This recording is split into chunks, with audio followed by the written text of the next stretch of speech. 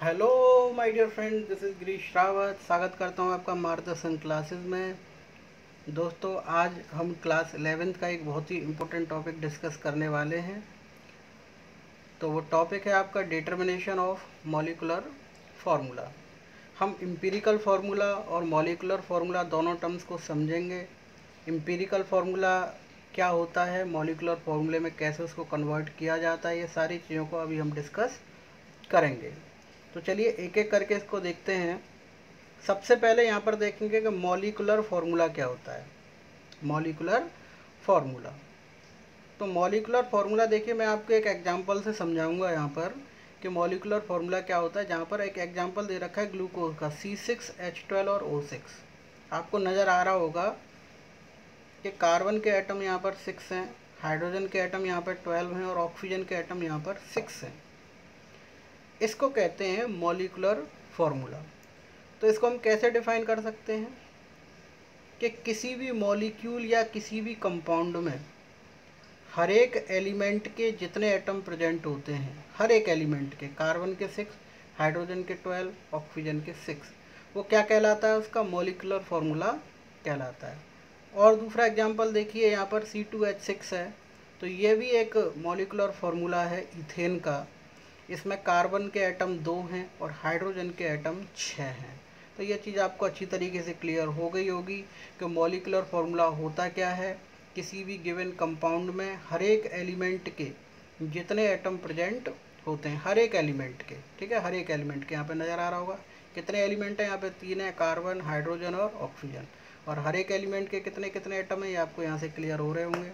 ये इसके number of atoms है, ठीक है। ये भी आपको क्लियर हो गया होगा कि कार्बन के कितने एटम है, हाइड्रोजन के कितने एटम है, क्लियर है। इसके बाद हम डिस्कस करेंगे मॉलिकुलर फार्मूला। मॉलिकुलर फार्मूला हमने कर लिया। एम्पिरिकल फार्मूला के बारे में दोस्तों डिस्कस करेंगे कि एम्पिरिकल फार्मूला क्या होता है। एम्पिरिकल फार्मूला होता है एक ऐसा सिंपलेस्ट होल नंबर जिससे पूरे का पूरा मॉलिकुलर फार्मूला डिविजिबल हो जाए। यानी मैं बात करूं इस ग्लूकोज की, क्या कोई एक ऐसा नंबर है जिससे पूरा कंप्लीटली डिवाइड हो जाए? तो आप कहेंगे हाँ सर। उसके बाद डिवाइड नहीं होगा, एक ही बार में डिवाइड हो जाए। वो 6 है, देखिए 6। तो ये एक बार जाएगा, ये 2 बार जाएगा और ये एक बार जाएगा, उसके बाद तो डिवाइड नहीं होगा। क्लियर? तो एक ऐसा नंबर, एक ऐसा सिंपलेस्ट होल नंबर जिससे कोई मॉलिकुलर फार्मूला कंप्लीटली डिविजिबल हो जाता है, उसको हम क्या कहते हैं, उसका एम्पिरिकल फार्मूला कहते हैं। अगर मैं अगर पता लगाना चाहूँ कि इस ग्लूकोज का एम्पिरिकल फार्मूला क्या होगा, तो वो होगा CH2O। क्योंकि 6 से इसको जब मैंने डिवाइड किया, तो जब मैं इसको 6 से डिवाइड करूँगा तो ये 1 रह जाएगा, ये 2 रह जाएगा, यहाँ पर 1। इसका क्या होगा, इथेन का, ये किससे डिविजिबल है, ये 2 से डिविजिबल है, 3 से तो नहीं होगा, ये 2 से डिविजिबल है। तो 2 से डिविजिबल है, तो इसके लिए फार्मूला क्या हो जाएगा, देखिए इसके लिए फार्मूला हो जाएगा CH3, क्योंकि 2 से ही डिवाइड होगा। क्लियर हो गया होगा, ये समझ में आ गया होगा। बहुत इजी है, आसान टॉपिक है, कुछ कठिन नहीं है। कुछ क्वेश्चंस भी मैं कराऊंगा जो आए हुए क्वेश्चंस हैं, देखिए। अब हम बात करेंगे कि क्या रिलेशन होता है एम्पिरिकल फार्मूला और मॉलिकुलर फार्मूला के बीच में, ठीक है। रिलेशन को डिस्कस करेंगे कि अगर आपको मॉलिकुलर फार्मूला निकालना है तो उसका जो फार्मूला होता है मॉलिकुलर फार्मूला निकालने का, दैट इज एम्पिरिकल फार्मूला, आपको पता होना चाहिए, इनटू n। n क्या है, जिससे वो डिवाइड हो रहा है पूरे का पूरा। कोई भी जो मॉलिकुलर फार्मूला जिस नंबर से डिवाइड हो रहा है वो n की वैल्यू है, ठीक है। तो किस तरह से, देखिए अगर मुझे n की वैल्यू निकालनी है तो n को इधर ले जाऊंगा, molecular formula upon empirical formula, molecular formula upon empirical formula. और क्या हो सकता है, क्या सिर्फ ये फार्मूला रहेगा? नहीं, मास भी हो सकता है, molecular mass upon empirical formula mass. अब किस तरह से, जरा मैं इसको आपको अप्लाई करके दिखाता हूँ कि जैसे मॉलिकुलर फार्मूला आपको दे रखा था ग्लूकोज का C6H12 और O6, यही तो मॉलिकुलर फार्मूला था। और एम्पिरिकल फार्मूला कितना था, CH2O। तो हम यहाँ से n की वैल्यू कैसे निकालेंगे, देखिए यहाँ पर ये 6, यहाँ पर ये 6, यहाँ पर ये 6, तो n की वैल्यू यहाँ पर 6 निकल आई। तो जब यहाँ से n की वैल्यू निकल आई तो फिर इस फॉर्मूले का क्या मतलब है, इसको भी आप समझ लीजिए कि जब मैं इसका मॉलिकुलर मास निकालता हूँ C6H12O6 का, तो कार्बन के 6 एटम है, एक का 12 होता है, 12 × 6 1 × 12, और ऑक्सीजन का कितना होता है 16 इंटू 6। तो इसको जब आप कैलकुलेट करेंगे 180 हो जाएगा। तो यहाँ पर मॉलिकुलर मास कितना हो गया दोस्तों 180 हो गया। और एम्पिरिकल फार्मूला क्या है आपका, ये भी आपको पता है CH2O। तो कार्बन का 12 हो गया, हाइड्रोजन का 1 इंटू 2 हो गया, ऑक्सीजन का 16 हो गया, तो 30 हो गया। इसको कैलकुलेट करेंगे तब भी इसकी वैल्यू कितनी निकल के आती है 6 निकल के आती है।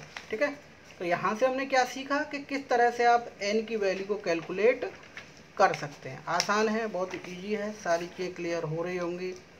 चलिए आगे देखते हैं। अब आपको क्या कैलकुलेट करना है, find out the empirical formula. आपको क्वेश्चन दे रखा है, उस क्वेश्चन से आपको एम्पिरिकल फार्मूला बनाना है। मैं डायरेक्ट आपको सिखाऊंगा, इसमें कुछ पॉइंट नहीं लिखवाऊंगा कि इसको कैसे कैसे करते हैं, स्टेप नहीं लिखवाऊंगा, क्योंकि ये तो आपको वैसे ही क्लियर हो जाएगा। तो क्वेश्चन देख लीजिए, आपको क्या क्या गिवन है उसको मैं आपको लिखवा देता हूँ। यहाँ पर क्वेश्चन कह रहा है कि एक सब्सटेंस है जिसको देखा गया, उसमें ये पाया गया उसका जो कंपोजिशन है, सोडियम 43.4% था, कार्बन 11.3% था, ऑक्सीजन 45.3% था। इसका एम्पिरिकल फार्मूला बता दीजिए। क्या बता दीजिए इसका एम्पिरिकल फार्मूला। तो इसके एम्पिरिकल फार्मूला को आप डायरेक्ट प्रेडिक्ट नहीं कर सकते हैं। तो प्रेडिक्ट डायरेक्ट नहीं कर सकते तो ऐसा क्या करेंगे, आप एक टेबल बनाएंगे। सबसे पहले आप एलिमेंट लिखेंगे कि कितने एलिमेंट हैं जिनकी परसेंटेज दे रखी है 3। यहाँ पर आपको 3 एलिमेंट नज़र आ रहे होंगे, सोडियम जिसको हम Na कहते हैं, कार्बन जिसको C कहते हैं, ऑक्सीजन जिसको हम O कहते हैं। ठीक है, यहाँ पर जो सोडियम है उसकी परसेंटेज आपको पता है 43.4 परसेंटेज रेशियो है, ये 11.3 है, ये 45.3 है। इनका जो एटॉमिक मासेस है, AM मतलब यहाँ पर एटॉमिक मासेस, और सोडियम का एटॉमिक मास 23 होता है, कार्बन का 12 होता है और ऑक्सीजन का 16 होता है। उसके बाद जो चौथा पॉइंट है वो है relative number of moles. Number of moles निकालने के लिए फॉर्मूला होता है given mass upon molar mass. मान लीजिए इस परसेंटेज को 100 मान लिया जाए और 43.4% का मतलब ये ग्राम भी हो गया, तो ये गिवन मास हो गया। इसका मोलर मास कितना है आपका 23 है। तो इस 23 से आप इसको डिवाइड कर दीजिए, तो ये कितना निकल के आएगा 1.88 निकल के आ जाएगा। ये कितना निकल के आएगा दोबारा से, यहाँ पर देखिए 11.3 ग्राम है या परसेंटेज है, डिवाइड बाई 12। इसी के एटॉमिक मास से इसको डिवाइड करेंगे 0.94। फिर उसके बाद में 45.3 divided by 16 given mass upon molar mass, ये आपका 2.83 निकल के आता है।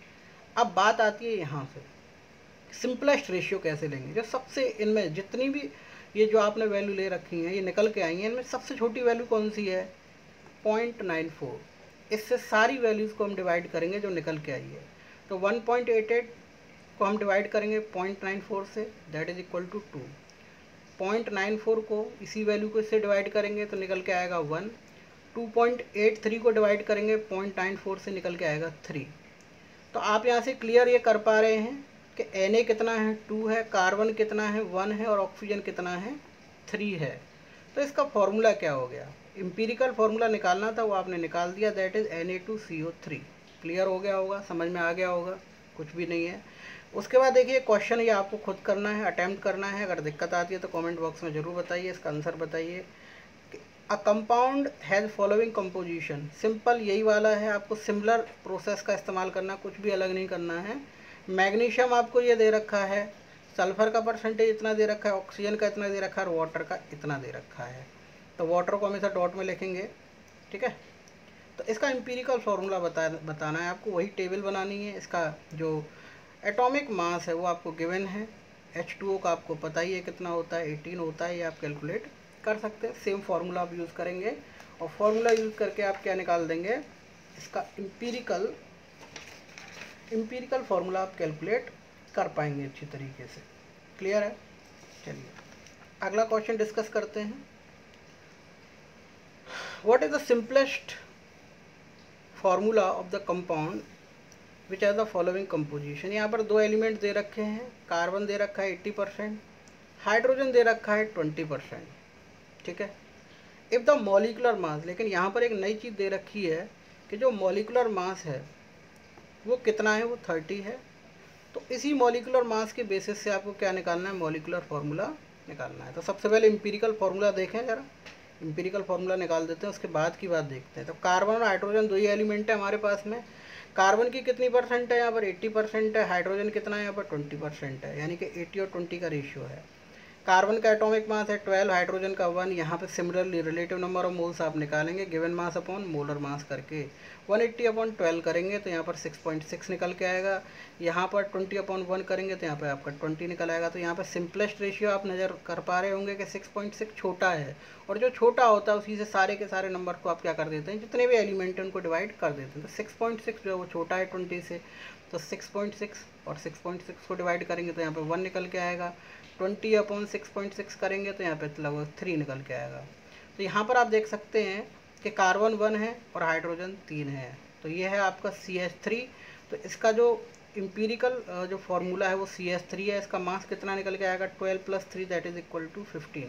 लेकिन आपको यहाँ पर क्या दे रखा है दोस्तों, यहाँ पर आपको मॉलिक्यूलर मास दे रखा है। इम्पीरिकल फार्मूला आपने यहाँ से निकाल दिया, तो n की वैल्यू आपको कैलकुलेट करनी है।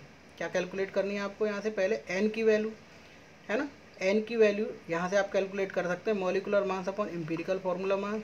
यहाँ पर जो मॉलिक्यूलर मास है वो कितना दे रखा है, ऊपर देखिए आपको मॉलिक्यूलर मास 30 दे रखा है, और इम्पीरिकल फार्मूला मास आपने यहाँ से निकाल दिया CH3 से निकाला, जो कितना है आपका 15 है।